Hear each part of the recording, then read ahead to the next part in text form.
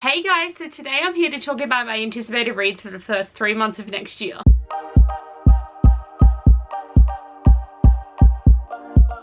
Time is always going way too quickly, but every time that I have to do an anticipated reads video, it just feels too soon. But I also feel like I haven't filmed one for a really long time because I know that 7 on Sunday generally does like themes for anticipated reads. So I'm doing my own video because I find it easier to do it in the 3-month blocks instead of just doing your anticipated reads for the whole year. So there's actually quite a few topics for 7 on Sunday in the next month that I'm not going to be doing because, as I said, I do my own video. I better not do it twice, so it just, you know, better to like just let you guys know now that if you don't see me for 7 on Sundays, it's not because I'm being really late with them, like even though that could still be possible. I'm only going to be doing 2 topics next month, so that is a reason why it feels like I haven't done one for a while. But also just because in the last like probably 4 months of this year, I didn't have any books that I was really that excited for. Like there wasn't really that much coming out that I was aware of. Like there was a million books came out obviously, but there wasn't any that I was really focusing on. So it's really exciting because for this video I have 10 anticipated reads for the whole of the first 3 months of the year, so obviously January, February, March,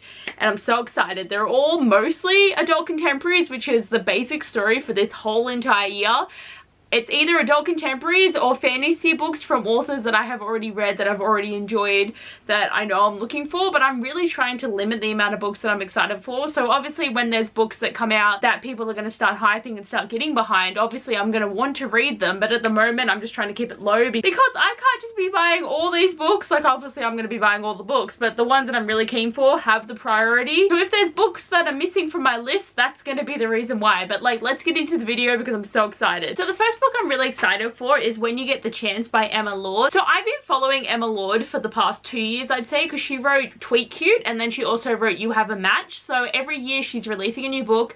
I'm putting it on my list because I really do enjoy the way that she writes stories, and Tweet Cute was my favorite out of the 2 that she's released so far. But this one is about a girl who's an aspiring Broadway star. Like she wants to go on Broadway and her dad doesn't want her to go, and her mum I think left like a couple of years ago, and she's vowing to go find her mother to help her go on Broadway because I think her mother was also on Broadway. And there's a lot of different characters and a lot of different things happening. Like I feel like Emma Lord writes a really good like overarching world building story because like even though she writes contemporaries, there is always so many factors in her stories, and obviously most books have a lot of factors in them because that's how you read and write books, but she definitely gives you like a puzzle of a story every single time, which I just really enjoy with her writing. So this looks like it's going to be a fun time and I'm excited. Also coming out on the 4th, I have Love at First Spite by Anne E. Collins. So as I said, I've really been branching out to get a heap of adult contemporaries on my list because I'm finding it's my most favorite genre at the moment, and it's just showing how I've been changing as a reader, that all I want to read is adult romance. I am 23 and I still will read young adult. I don't think I'm ever going to stop reading young adult, but it just goes to show how you like progress. But I feel like I'm never going to be a person that reads adult fantasy, like that's too much.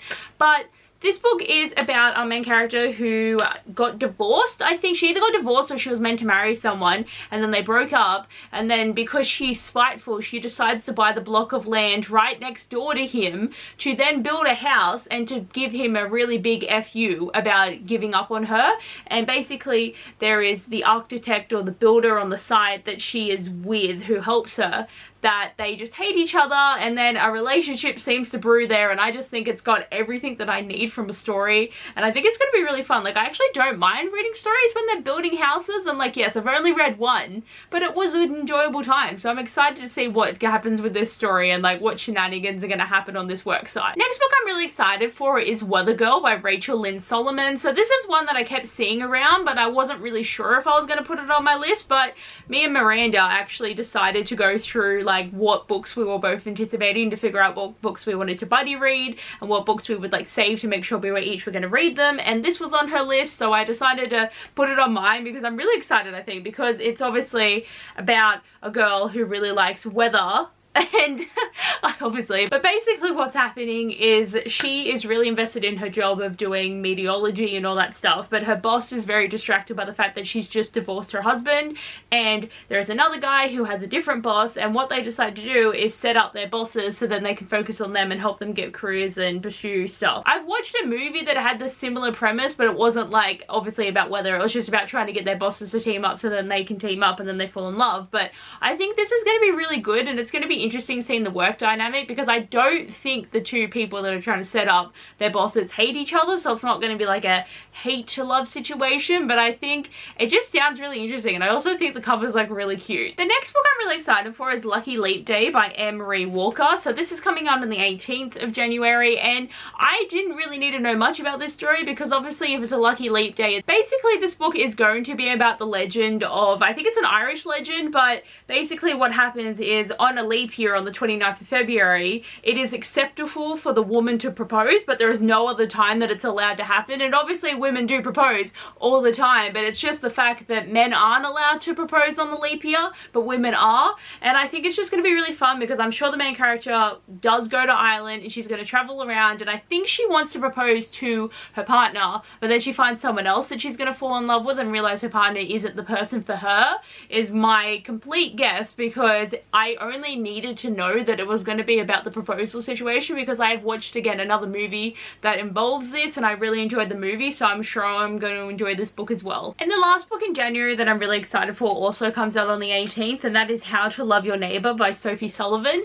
This seems like it's going to be great. It's hate to lovers, and it's about living in two separate houses, and a main female character is in the house and she's an interior designer and she wants to upgrade this house and build it, and I don't know if it's a house that she generally wants to live in or she wants to eventually sell. No, I'm pretty sure she wants to live in it because the guy that moves next door is a real estate agent, and what he wants to do is he's found this beach house area that he wants to live, and basically he can't do what he dreams of unless he buys the house next door, which is the house that she's in. So basically they're going to be battling here because he wants to take her house, she won't leave, and I think it's going to be great. And I think eventually, because if they do fall in love, obviously he's going to take the house and then they're going to obviously live in it together, or they'll just have their separate houses, or they'll move somewhere else. But I think this just sounds like it's going to be so much fun. There's only one book coming out in February, but it is the most anticipated read I have probably of the whole entire year.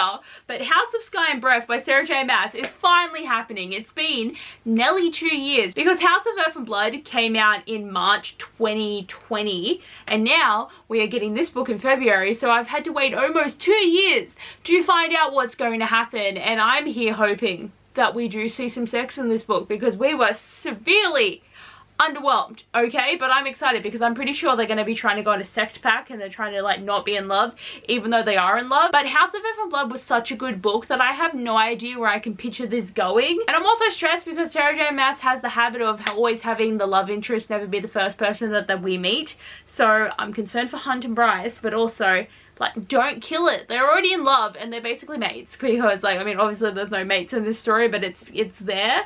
But I just am so beyond excited and I just, like, need this book right now. It's just, like, I can't believe we've had to wait so long for it. And then in March, there is 4 releases and 3 of them come out on the 1st. So it's, like, a very busy day. But the first one is Hookline Sinker by Abbeyleec. So I read It Happened One Summer last month and I absolutely loved it. It was such a great story. I really enjoyed, and I just highly recommend it to anyone. It was such a fun time. And the second book is exciting because it's about Piper's sister Hannah, and I just can't wait because they set up the story in the first book that Hannah and Fox are going to have this like relationship, but it's going to be like a very platonic friendship, even though Fox realizes he's actually in love with her and he doesn't know how to deal with the situation. But I think it's going to be really good because you can totally see the connection that they have in the previous story through Piper's eyes, but it's going to be actually so interesting to have their POVs and to see what they think about each other, and I think this is just going to be a really good story. The next book I'm really keen for is Mr. Rom Number by Lynn Painter, and I think this sounds like it's going to be really fun because basically what happens is